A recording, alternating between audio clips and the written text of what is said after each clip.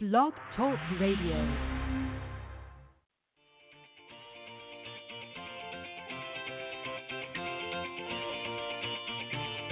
Good morning, everyone. Welcome to the Women of Golf Show. I'm Ted Odorico, and joining me is LPGA professional Cindy Miller, and we are your hosts. We're broadcasting live every Tuesday morning from 9 to 10 a.m. Eastern here on the blogtalkradio.com network, bringing you some of the best golfers, teacher professionals, and entrepreneurs helping to elevate women's golf. We're so glad you decided to join us this morning, so grab your coffee and let's get started.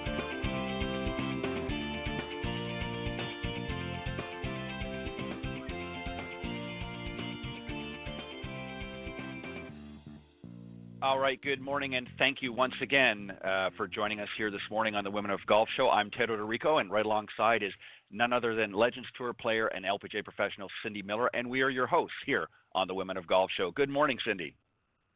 Good morning, Ted. How are you today? I am doing fantastic. We've got a great set of shows coming up, starting with today. Cindy, we are going to be welcoming the winner from the Symetra Tour's Volvic Race for the Card. All of these young ladies coming on over the next several weeks all earn their LPGA Tour cards off the Symetra Tour this season and are going to be heading out next year on the LPGA for the 2020 season. So I know they're very, very excited and happy to be moving forward. And we've got two of them on the show this week. We're going to start things off here in just a moment with Perrine Delacour. And I'll tell you a little bit about her in a second. And then a little later on in the show, we're going to be welcoming Jillian Hollis on the second half of the show. But Cindy, just a quick update. I know you've been up at French Lick up in Indiana for the Senior LPGA Championship. What's been going on up there? Well, the weather was beautiful. We did a golf school last Wednesday, and then we did the Old National Bank Women's Clinic on Thursday, and the weather was, 75 and sunny, and then all of a sudden it went down to like 39 and windy. Wow. And freezing, and which it can only do up there on that mountain.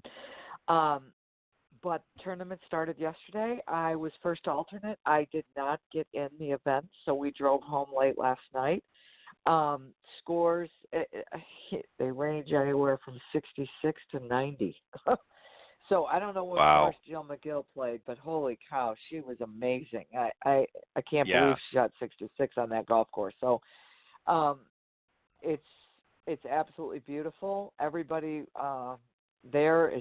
it's just the nicest place ever. If you haven't been to French Lick, you got to go to French Lick. It's just beautiful. Yeah, I haven't been there yet, but I'm going to make a point of going. I watched some of the tournament, and we won't get onto it too long because we got to bring our guest on. But I actually watched a little bit when I got home yesterday, and it was just. I mean, the scores were all over the place, and I mean, it was just amazing to have such a diversity from 66, up to I think 10 over at one point for some of them. I didn't watch it to its conclusion, but. They were going up and down those hills, and they had some pretty scary lies, let me tell you. But I also heard, too, one of the commentators, mountain goat country. But what was interesting, they said Wednesday, so that's tomorrow, they're expecting a little bit of a nosedive in the temperature. So get your parkas on, ladies. It's going to be cold out there in the golf course for sure. It sure is. But it's beautiful nonetheless, and lots of great things to do there. Besides golf in the town of French Lick, lots of great activities going on all year round, so definitely want to make sure you check that out. All right, as I mentioned, Cindy, we've got two young ladies coming on this morning. First off is going to be Perrine Delacour. Of course, she's been on the show before. She won this season here on the Symetra Tour, and she's now heading to the LPGA Tour. So let me just remind everybody a little bit about her, and then we'll bring her on. Perrine is 25, a native of France. She started playing at the age of 9 and is a member of the French national team. She made 36 career starts on the Symetra Tour and a two-time winner in 2019 at the Four Winds Invitational and the Prasco Charity Championship. And now she's on her way to the LPGA. So, Cindy, let's welcome our very special guest, Perrine Delacour. Good morning. Good morning, guys. How are you? Doing great. We are doing fantastic. Yes, congratulations. Perrine, actually, one thing I forgot to mention is she finished in the number 1 spot for the Volvic race for the card. So quite an accomplishment. So, Cindy, I'm just going to start off real quick just on that note, and then we'll pass it along. You finished number 1 on the Symetra Tour this season. Are you breathing a little easier now that you've earned and secured your LPGA card for next season? Oh yeah, of course. That was easier for me since I knew since almost August I had my card to LPGA, so I was actually sleeping better, but it was even better after I finished number 1 on the Volvic race, which was my goal early in the season. Yeah, well, congratulations on accomplishing that. Now, I know that actually back in 2013, you actually were number 8 on the race for the card. So you've actually been down this road before. What's going to be different this time? You've obviously gotten your card before, but had to come back to the Symetra Tour at this point. What did you learn from that journey between 2013 to 2019? What's going to be different now going out in 2020 than maybe a few years back? Well, definitely the level on Symetra Tour is getting better and better over the year. We got lucky because we had a lot of opportunity to play, so which is good because we don't have so much I like playing more than practice back home, so it was good for me because we play a lot. I play actually, I think, almost 20 events this year, so we had a lot of golf tournaments. But it's actually nice, like at the end of this season, to have some breaks and be able to rest. Yeah, that's definitely, I know from interviewing many of you, including yourself this season, we had quite a few of you guys back to back. I think at one point, you had a stretch of 7 or 8 or maybe even more tournaments right in a row. So I'm sure you ladies are all pretty tired. Cindy, go ahead. I know you might have some questions. Go. What are your plans for the off season? So right now I'm taking off. So I haven't touched a golf club since last Sunday after the Tour Championship. So I'm taking off almost like 1 or 2 weeks off. And then I'm just going to be ready practicing for next season. Of course, I'm going home, which is France, for Christmas. So I won't bring my golf bag over there. So I'm going to have 10 days off too over there. But mainly it's going to be focused on getting better for like short game and how to better be able to compete more and more on LPGA because LPGA is 4-round tournament, so it's going to be more tired, more fatigue. So I need to be able to compete as more as I can. Yeah, you don't even realize that. It's like, oh, wow, there's an extra day in the week. So you're going to have to pace yourself. Actually, an extra day. It's a lot. The difference is I will have a caddy, but still you have an extra day. You have the travels and everything. It's totally different. So I need to pace myself. But so that's why I'm gonna work hard during the off season to make sure I can be able to have everything in my body and be able to play that many tournaments in a row. Absolutely. I think it's great, though, that because you've been out there before, how many events are still the same at the same location? Do you know?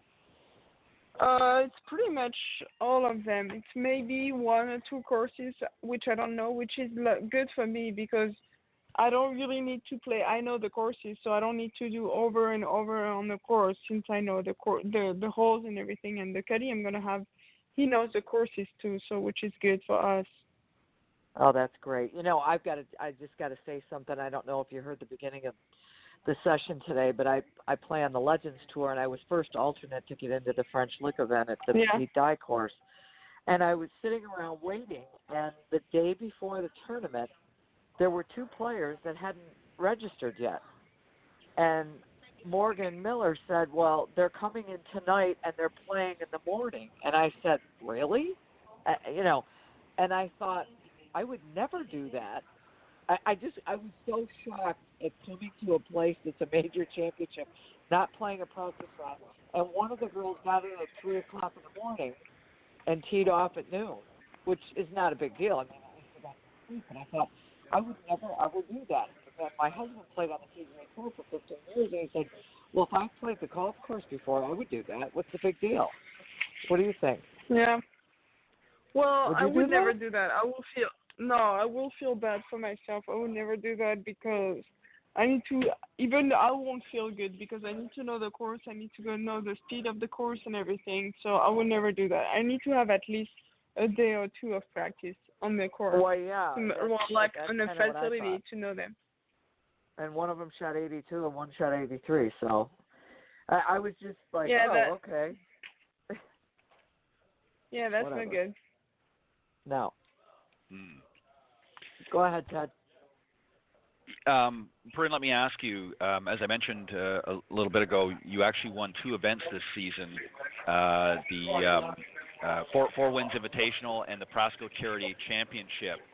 So obviously this is going to give you a lot of confidence to finish a strong season, and again, you finished number 1 in the Volvic race for the card. What's going to be your primary focus for 2020? Obviously you're going to want to try to win some tournaments and play your best, but what's going to be your primary focus? When you start next season on the LPGA, what's going to be in the forefront of your mind?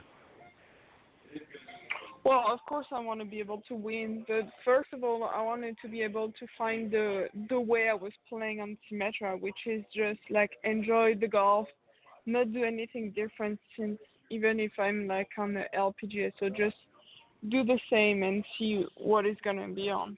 Don't change anything and just because I'm on the LPGA.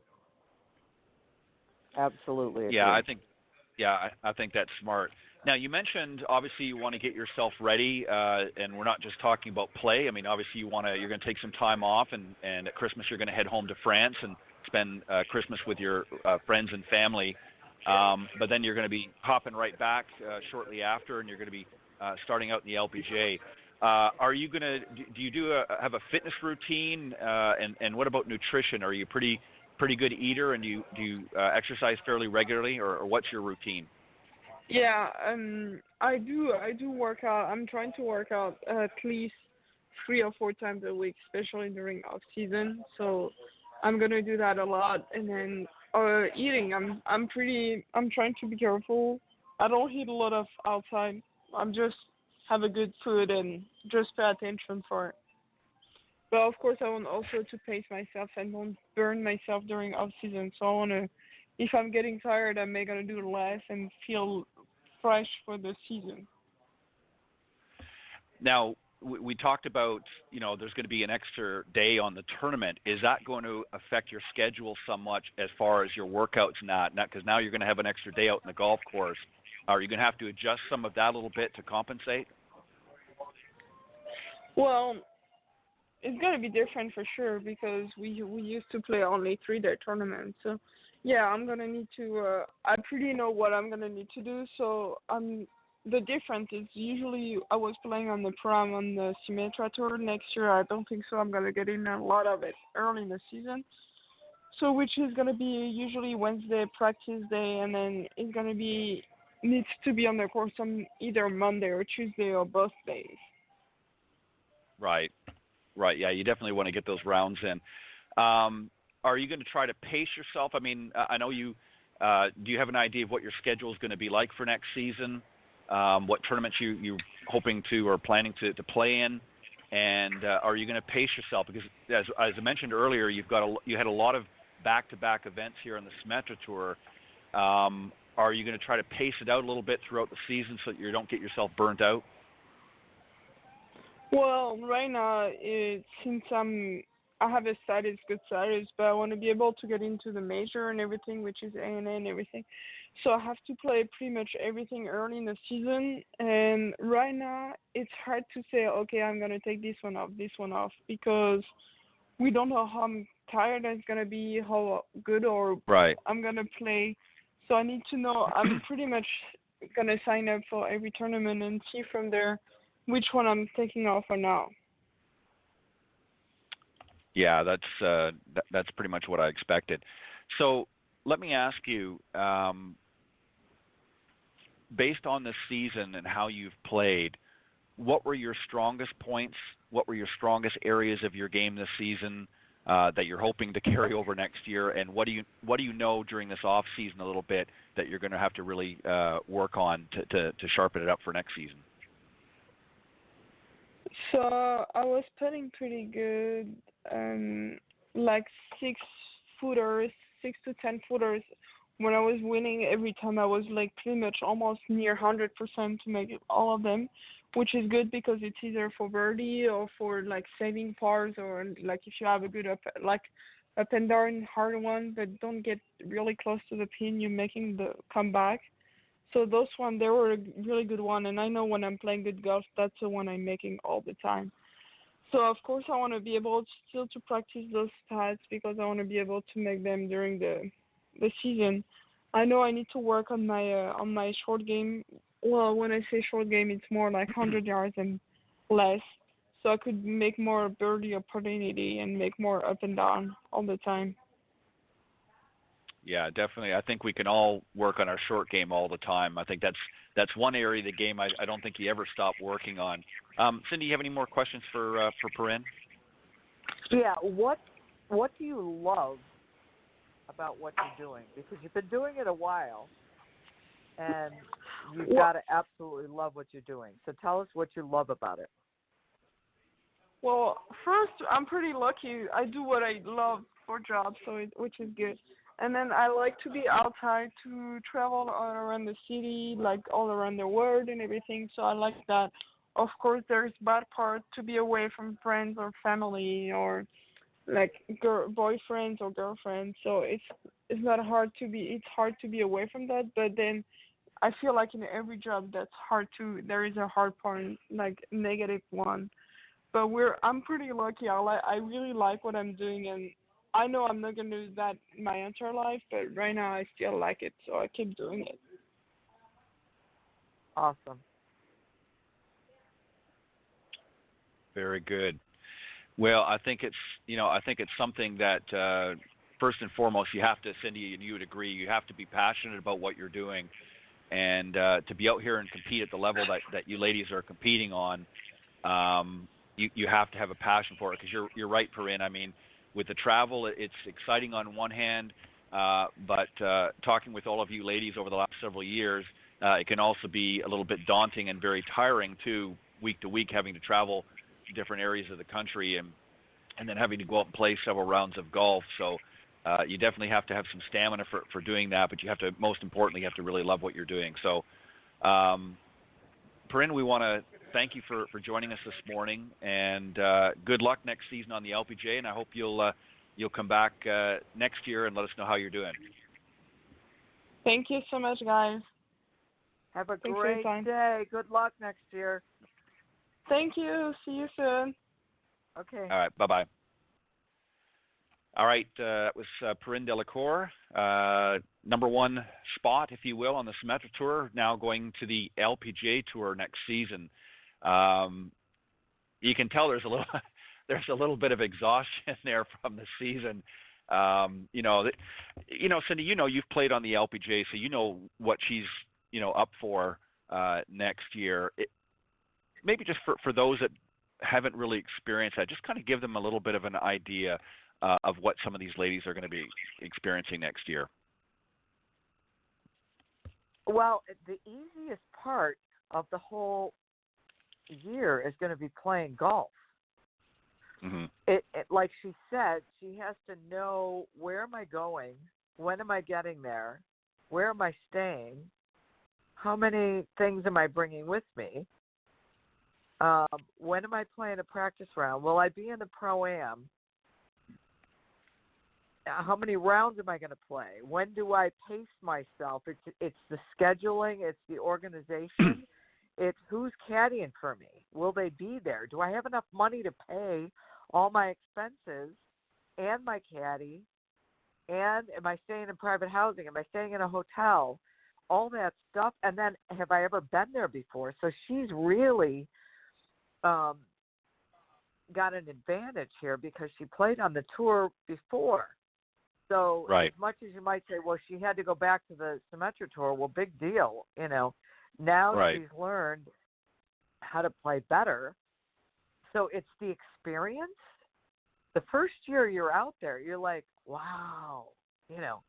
And I remember going to hit balls on the range next to Julie Inkster thinking, oh, am I good enough to hit balls next to her? You know, so it's the belief that you belong, which again, because of her experience and the fact that she's been out there before, she's played the golf courses. She knows the drill. She now understands I've got to pace myself. I mean, that thought of, oh, this is a 4-round event rather than a 3-round event. Some of these girls that just qualified aren't going to think that thought. But because she's been there, she will. So hopefully all the other girls are listening to this podcast so that they can understand what they need to prepare for, because it's just going to be different. And the playing part is the easiest thing. Yeah. Let me just put things in perspective too, Cindy. You know, Perrine is now 25. And as I mentioned, it was 2013 in the Symetra Tour season that she graduated. So she would have been about 19 years old. And you know, think about that. 19 years old, you're going on the biggest stage of women's golf, the LPGA Tour. That's got to be daunting in itself. And you know, if you think back, Cindy, when you and I were 19 years old, what our thought process was. I mean, you know, people mature at different ages, and I get that. Not everybody's the same, but that's a pretty big deal at any stage of your life, but particularly at 19, you're kind of green, if you will. So I think you're right in your analogy. I think this is going to be certainly not going to be easy, but I think it's going to be a little bit better experience the second time around, because she's going to be a little bit more experienced in what she dealt with back in 2013, but also her age is going to make a difference too, I think, with overall experience. What do you think? Absolutely. Again, you know, it's always easier the second time around. That's why mulligans are great. Yeah. Did I say that out loud? Yes. But you understand course. what I'm saying. Yeah. Right. Well, and you know, and if you look at, as we were talking about it very early on in the show, you know, about the senior LPGA ladies championship, you know, at French Lick, you know, these gals have been playing in some cases for decades. And I'm sure even to this day, when they step up on that first tee, their knees are knocking a little bit. I mean, it's just normal. I mean, you're playing at a high level, you're playing on a tough golf course, and you're competing. You know, even though technically you're playing your own game, you're competing against the rest of the field. And you know, some of them may not get to play every week. Some of them have other obligations and that. So, you know, like you said, you step up on the practice tee and you're warming up and you're thinking, have I got my game this week? You know, is it gonna make a difference? So, you know, these girls, I think, coming out of the Symetra Tour, as Perrine indicated, you know, it's much different this year than what it has been in past seasons. It like anything, it's improving each year. It's becoming tougher. It's becoming more competitive. And so they're getting, you know, I won't say necessarily more qualified, but they're getting a better run at things than maybe what they did 4 or 5 years ago or 6 years ago. So, yeah, it's going to be tough for a lot of them out there, but she's going to have a little bit of an advantage having gone through the process before. Absolutely. All right. Well, let's move on a little bit. You know, actually, let me back up for a second. I watched when I was watching yesterday. Speaking of Julie Inkster, and I'll tell you, that girl can still play some golf. I mean, she still plays on the court. I know. I mean, she's been out there for a long time, and she still gets out there. I know she missed a couple of putts yesterday, but and I watched. I can't think of who it was, but somebody hit one down into a low valley, and I'll tell you, I don't envy. You've played the course, so you know what I'm talking about. But there's some tough golf shots on that golf course. You've got to keep it pretty straight and in the fairway, because you're going to really open up some trouble if you don't. Well, did they talk about Lori Kane making an 11 on the first hole? No, I missed that part. Wow. Yeah. And that She's got 90. That sets the tone. And Yeah, she that won sets the this tone. tournament a couple years ago. So I'm just, Right. she shanked it off the tee box, hit it in the heather, chopped it out, hit it into more heather, couldn't find the ball, had to come back. It was just a nightmare. I said to Alan, oh, my God, it says she's 7 over after 1. He goes, oh, that's got to be a misprint. Well, it wasn't. No. And that's, it's one thing to get a bogey off the first tee, but to come back and get that far over on the first hole, that I'm sure set the tone for her round. And that, forget the physical side. We know she's got the physical game or she wouldn't be there, but mentally that's got to be very, very difficult to recover from, even at her level of play, and for the years that she's been out on tour and that, for anybody. But all right, well, listen, we got to move on, and we're going to do a little something first before we bring Jillian on. So, Cindy, let's set up your promotional spot. Well, I was just at the French Lick Resort, and I happened to conduct a clinic for Old National Bank for the women to teach them how to use the game of golf as a business tool. So have a listen. Everyone knows business deals are made on the golf course. Knowing how to act is just as important as how you hit it. As an LPGA professional and corporate trainer, I offer workshops, seminars, and executive retreats to teach you how to do both. From the back nine to the boardroom, Improve Your Team from the Inside Out, or Golf 101 for Executives might be the perfect fit for your team. Maybe it's time to make some deals on the course. For more information, go to cindymillerinc.com. Well said. And be sure, those of you tuning into the broadcast today, that you go to cindymillerinc.com after the show and get yourself a copy of Cindy's book, Golf 101 for Executives. It's a great book. I've been diving into it a little bit over the weekend, some great nuggets, if you will, for those of you that, whether you've been playing for a little while or you've been playing for some time, there's lots of great information in this book, and we'll remind you again at the end of the show how to order that book. But Cindy, well, we got a couple of minutes before Jillian comes on. Why don't you tell us a little bit about what went on at this clinic that you did for the Old National Bank? I started by asking each participant to complete my online disc golf report. And as we've discussed many times on the program, that the disc behavioral report is very important for you to know who you are. And there's 4 different behavior styles. D is high, competitive, control freak, determined, driven. I is influencing, friendly, outgoing, customer service person is perfect for as a high I. S stands for steady, slow, controlled, and C stands for conscientious. They are very analytical, detail-oriented. So each woman completed the assessment, and I think it was really neat because they didn't expect that. And the funny thing is what I learned,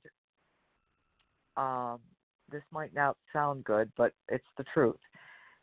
2 or 3 of them said to me, this year's clinic was so much better than last year's clinic because you helped us.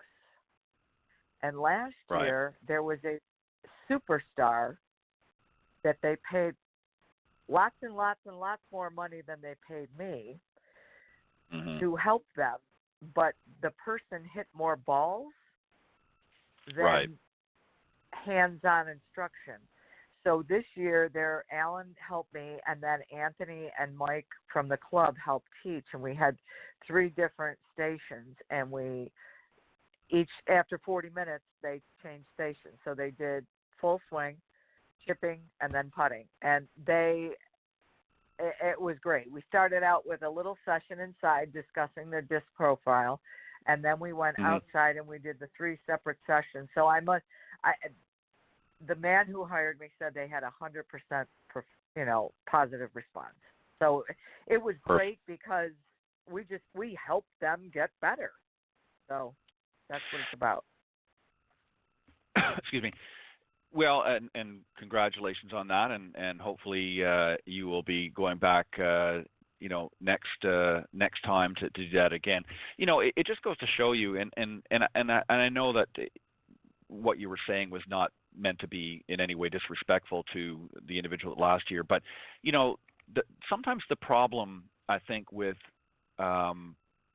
what people have to understand is just because somebody might be a great player out on tour doesn't necessarily mean that they have the skills to be a good teacher. And they certainly know the information, they know what it is, but you're very fortunate because, you've been a good player, but you've also are a great teacher. And that's a rarity in the golf business because you're either or, you're one or the other. It's very rare that you're both.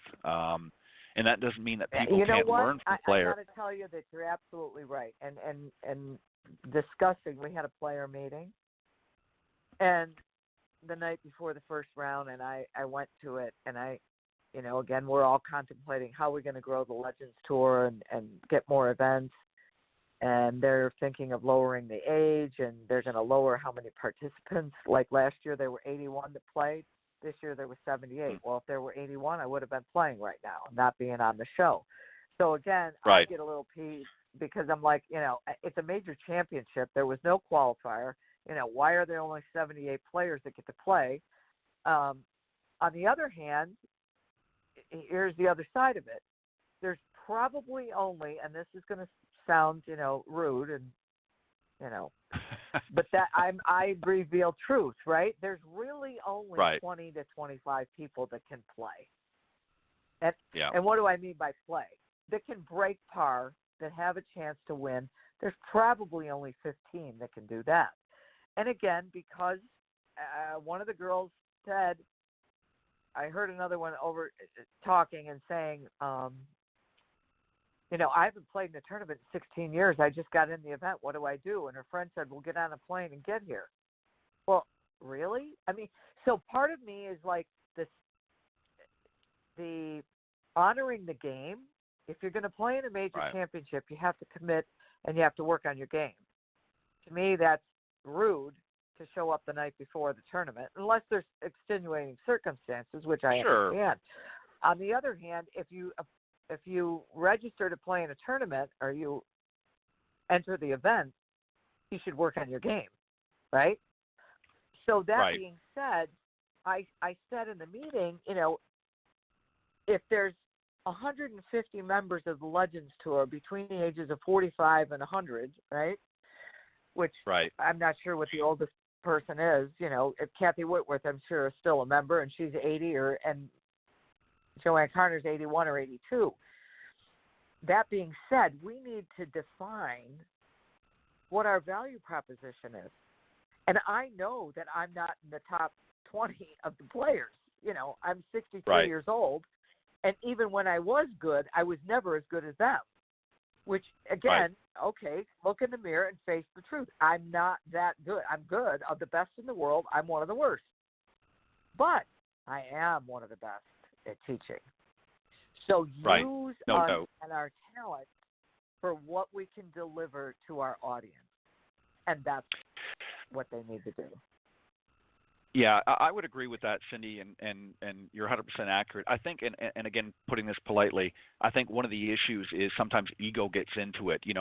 Going back to the player you're referring to, you've got somebody that wants to play an event because obviously there's prestige that goes with it and things like that. But if you're not going to practice and prepare for an event and you haven't played in umpteen years, that's really not fair to somebody else that might be in a position that has been working on their game and has been practicing, even if they're not necessarily, the number one player, but you're taking a spot that maybe isn't really, in my opinion, earned. And I think that's unfair, especially at that level. But you're exactly right. But, you've always been, and this is one of the things I really like about you, Cindy, is you are very honest about your, not only about the industry as a whole, but about yourself. You've talked about this many times that you've had struggles with your own game, and but at the same time, it's no secret why a lot of people come to you for teaching Because, again, you don't have to be the best player. This is the thing that people don't understand. You don't have to be the number one player in the world to be a great golf teacher. You certainly have to understand the game. You certainly have to have played it at some level, because teaching and playing are two different things. I've seen many over the years. I've seen a lot of very, very great players when I've gone to some of the PGA events who've maybe done some clinics and things like that. Yeah, they can hit great balls, but when they're describing what it is that they're doing, it's actually very confusing. And on the other hand, I've seen some teachers who certainly are not the best ball strikers on earth, but they can articulate the message very, very well, and that's why they're, in the top of their profession. So you have to know who you are, you have to know your whys, and you have to be honest with yourself. And I agree. I think that's something that at any level, whether it be on the Legends Tour or others, I think that they have to really, if they want to continue to grow this game, there has to be a proper balance put in place, and I hope to see that happening. All right, so we got to move forward because I see that Jillian's ready. So let me just tell everybody a little bit about her, and then we'll bring her on and continue the conversation. All right, our next guest is another graduate from this season of the Symetra Tour. She actually finished in the 5th spot in the Volvic Race for the Card, and she's going to be going on the LPGA in 2020. It's Jillian Hollis, 22, from River Rock, Ohio. Originally made her professional debut at the 2018 U.S. Women's Open. Spent several years at the University of Georgia and was a 3-time All-American, 2-time All-SEC second-team selection before being named to the first team in 2018. She made the cut in 8 of 12 starts in her rookie campaign on the Symetra Tour in 2018, lost in sudden death playoff in her Symetra Tour debut at the 2018 Forsyth Classic, but actually stepped into the winner's circle for the first time in her professional career at this year's 2019 IOA Championship. So let's welcome another grad from the Symetra to the LPGA, Jillian Hollis. Cindy. Good morning. Good morning, Cindy and Ted. How are y'all doing? We're doing great. Well. Are you getting sick of talking to us? No, I love this. It's always a good thing when I'm talking to y'all. Okay, it is a good That's thing. right. You want to be on all the time. So here's the deal. All the time. I got to tell you, if you go out there and when you do this and you go win and you play great, don't get uppity on us because we'll come after you, put you back in your place, girl. When I win, do you promise that I can be back on the show? I'm hoping. I'll tell you. We'll make you a deal right now, Jillian. If you win next season on the LPGA, we will give you the full hour to come back and talk about it. How's that? Great. Great. That sounds great. There you go, girlfriend. So that's a promise. Okay, so let's, Cindy, you want to start off or do you want me to? You go. Okay. So as I mentioned, Jillian, you finished mid-mark on the Volvic Race for the Card, number 5 spot. Obviously, you won this season at the IOA Championship. So you're ending on Decatur. You mentioned that I tied for first in Decatur last year, and I actually won the tournament this year. So that was a very huge good. accomplishment. Oh, wow. That bitches. Yeah. That was like my number one goal this year. Well, perfect. Isn't very good. Congratulations. Thank you. Yeah, congratulations. All right, so let me ask you then. So based on all of that, you got your card now. You're going out in the LPGA full-time next year. How are you going to prepare yourself mentally for next season? I mean, obviously, as Perrine talked about on the first half hour, you're going to actually have an extra day on your events. Instead of playing 3 days, you're going to be playing 4 days. So that's going to add to, your stamina, if you will, and how you adjust your schedules. But what are you going to do mentally to prepare for next season? Exactly. Yeah, we definitely have that extra day, and I think the Symetra Tour has prepared us very well for it.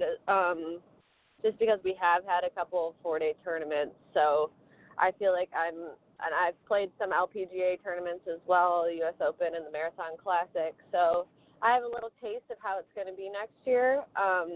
But yeah, I mean, I'm taking this off season to really work on myself mentally, work on my game and my fundamentals, as well as my body. I think having a good foundation, like a good weight plan and everything to take into next year as I'm traveling on the road is super important for us at this level because we play so many more tournaments than we used to.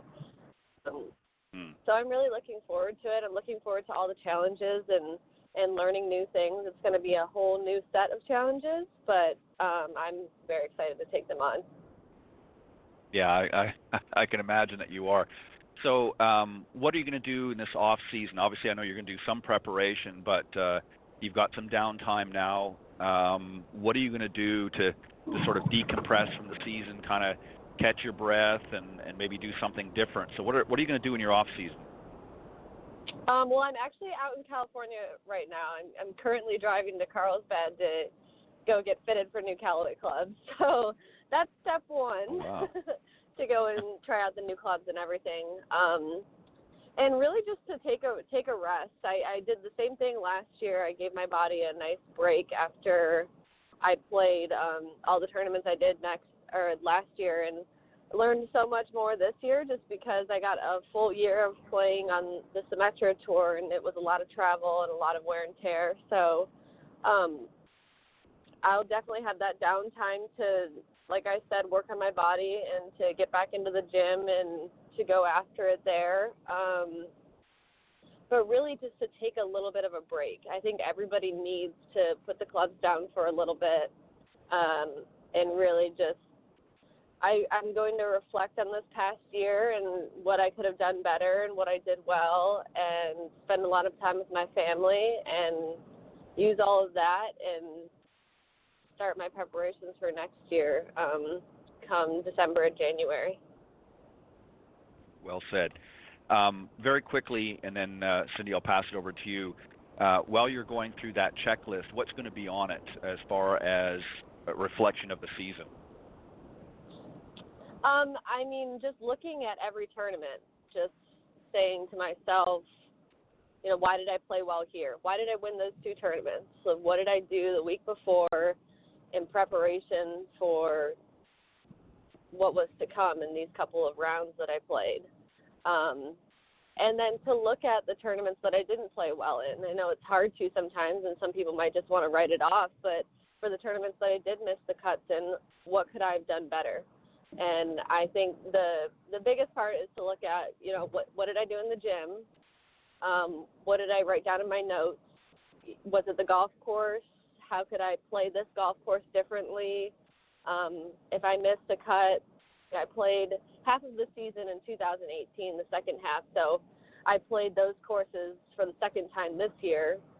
And right. To look at my trend for those courses, you know, why did I play well last year and poor this year, or vice versa? Or why did I play poor at this tournament twice? Or what about this course So there's a bunch of different factors. There's not one set checklist,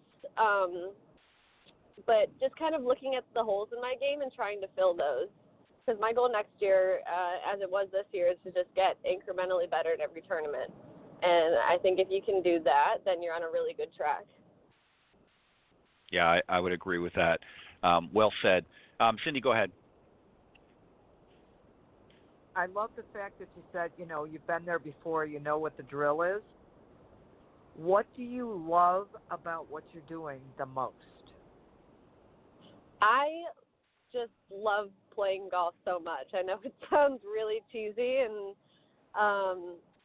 but a lot of people don't love it all the time. I mean, it's hard to love it when you're playing not your best, but I look at it as, you know, it's an opportunity to get better. That's what I love about golf is every round, every time you step on the first tee, and my mom always used to say this to me, you could shoot the course record. So it's always that opportunity to get better, and I truly I love this game so much, and I love making a difference for, you know, you see young fans coming out, and it's going to be even more next year, young girls and young boys coming out and watching you play. And if you give them a golf ball, you make their whole week. It's so exciting for them. And I remember people who used to, like professional golfers I would go watch who used to do that for me, and it just sticks in your mind, that little tiny gesture. And you're a role model for these young players, and the goal for me is always to grow the game and to be that inspiration for the next generation. You know what? You're so right. That's my mom and her friends took me to an LPGA Tour event when I was 17, and I immediately fell in love with the game, and that was my dream. And it was because I watched Laura Baugh and Kathy Whitworth and, you know, a bunch of other players and the sound that the ball made when the club hit it, it was like, wow, I am in love. So just inspire and challenge all those kids to pursue their big dream. Yes, definitely. Awesome. Ted? Very, very good. So, Jillian, let me ask you this question here. You know, we've got a lot of, I'm sure, amateurs listening to the program as well. What is it that most amateurs don't get when it comes to golf? What, you know, you just said a moment ago that you really love playing golf, and there's those folks out there that maybe have never played, maybe they've gone to a range or something once in their life, and they just don't understand what it is about golf specifically that you like. That is, you know, it's kind of silly. What are you chasing this little ball around? And, you know, I just don't get it, what the fascination is. What is it about golf specifically that you really enjoy?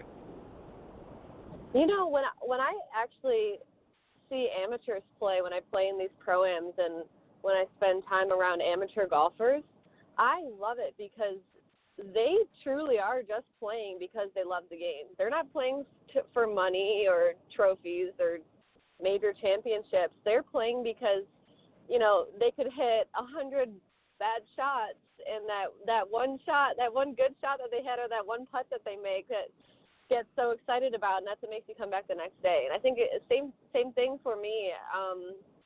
You know, it's exciting when you hit those clutch shots or you make those clutch putts.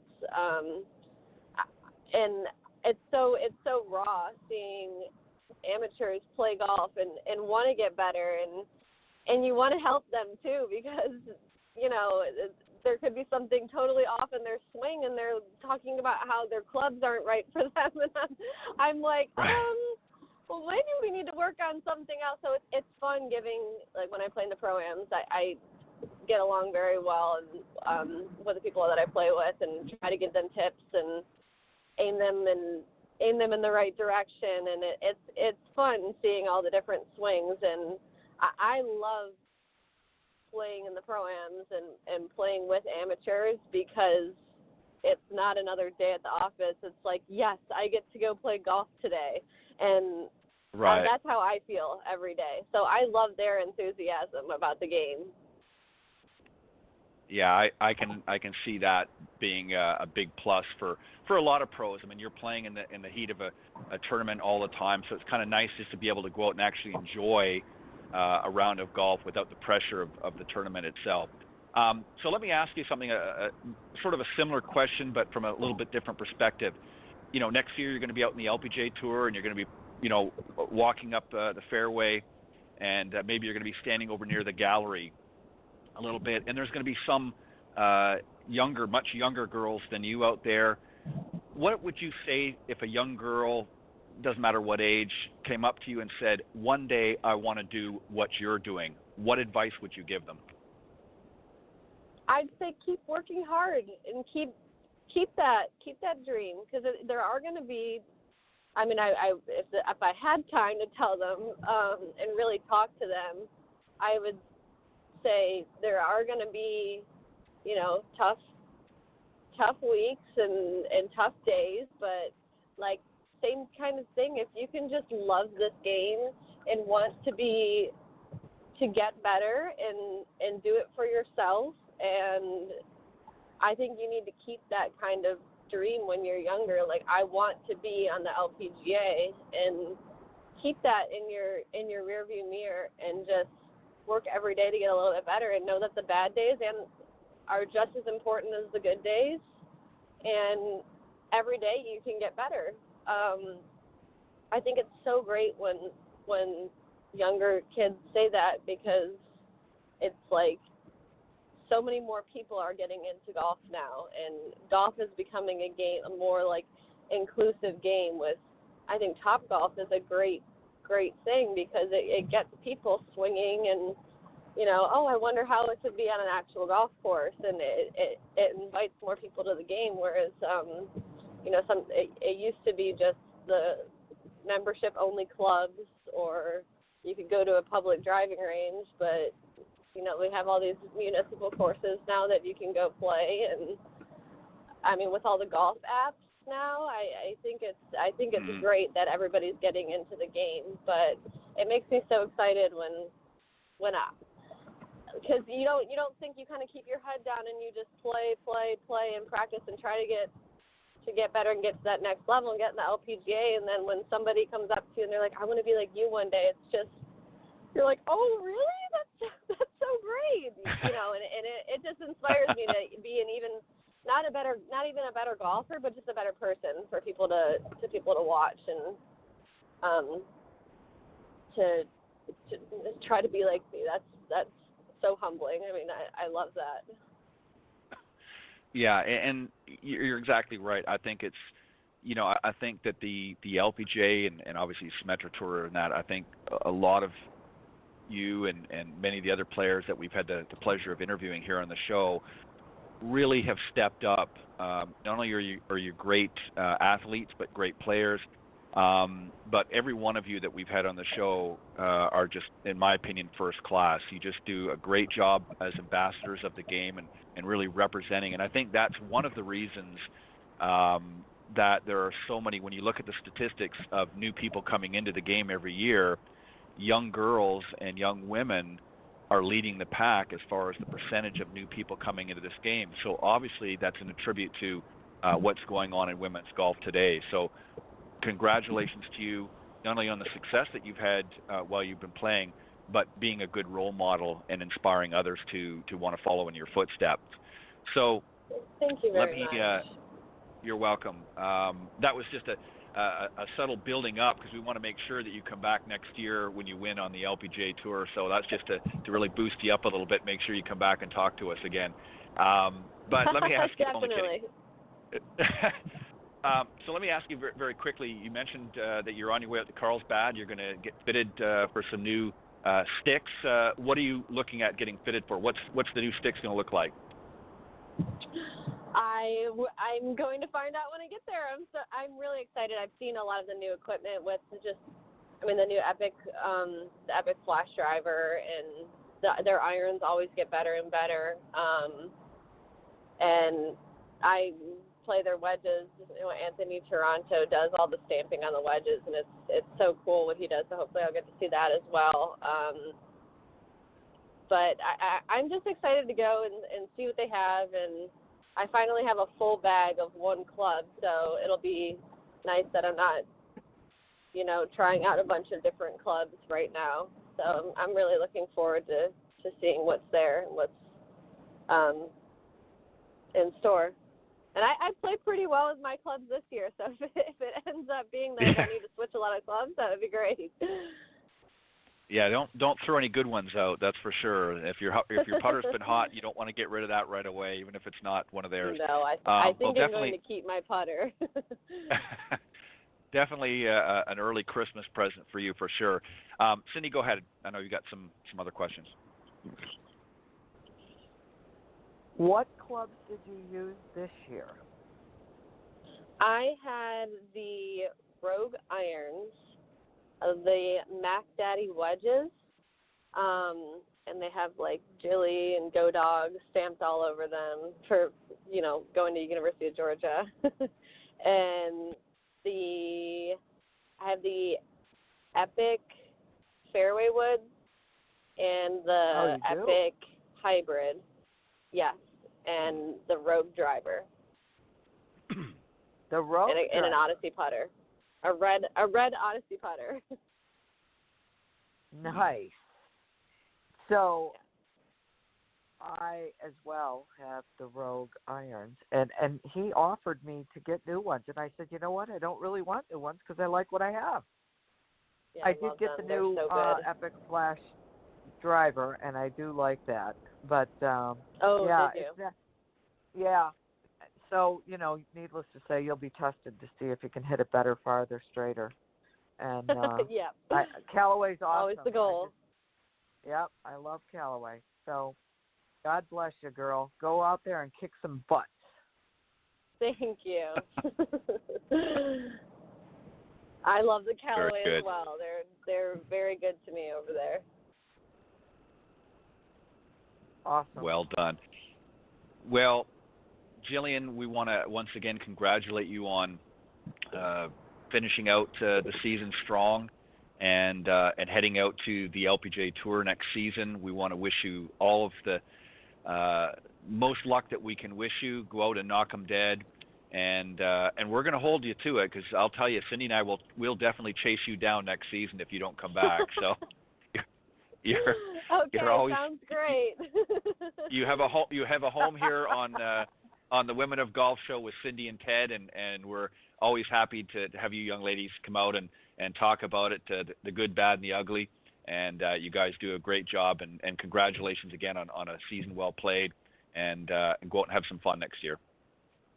Oh, well, I appreciate it so much, Ted and Cindy. Thank you so much for having me. Have a great All right. time. Have a great day. Thank you. Y'all as well. All right. That was Jillian Hollis from the Symetra Tour, now graduating to the LPGA Tour. Very exciting time for these ladies, Cindy. Wouldn't you agree? I mean, they're getting a chance to move and advance their career. And, as Jillian very eloquently put, she really loves playing golf. It's not just about, winning tournaments. Obviously, that's in the forefront too, but she just enjoys and loves it. It goes back to what we were talking about earlier. There's some people that, really love to play and want to get out there and compete at the highest levels. And then there's others that certainly would like to play, but maybe are going to teach a little bit along the way. So what a great young lady, and a lot of just packed with a lot of energy. Wouldn't you agree? Absolutely. It's so nice to see somebody succeed, right, and love what they do. Yeah. So that's great. Yeah, exactly. So as promised, we're getting to wrap up here, and we wanted to remind everybody to go and get Cindy's book, Golf 101 for Executives. So Cindy, tell them how they can do that, and what's the best and the fastest way to get one in their hot little hands. It's best to just email me, Cindy at cindymillergolf.com, or go to cindymillerinc.com and click on shop, and you can purchase it there. Very good. That's the fastest let me just way. You can also get it at Amazon, but it's easier if you just go right through me. Yeah, and it's definitely a great book. I'm just starting. I got my copy here just recently, and I'm started going through this weekend. And Cindy, what was really interesting, in addition to some of the great information that you gave to help people with their games, you also, in the back of the book, listed out many, if not most of, or even all of the golf terms. So, you might be going into the office some Monday morning and hearing people talk what sounds like a different language. Well, Cindy's put the language in this book here for you, so you can understand what people are saying. So definitely get your hands on a copy of the book. Go to cindymillerinc.com, click on shop, and order it there, or send Cindy an email at cindy@cindymillergolf.com. As always, Cindy, it's a pleasure, and just keep doing what you're doing, because you do it so well. Well, thanks, Ted. You have a great week. All right. Yeah, everybody have a great weekend. Thank you for joining us. We'll see you next week here with a couple more ladies from the Symetra Tour as they transition next season, 2020, into the LPGA Tour. So God bless everybody, and thank you as always, Cindy. Bye-bye.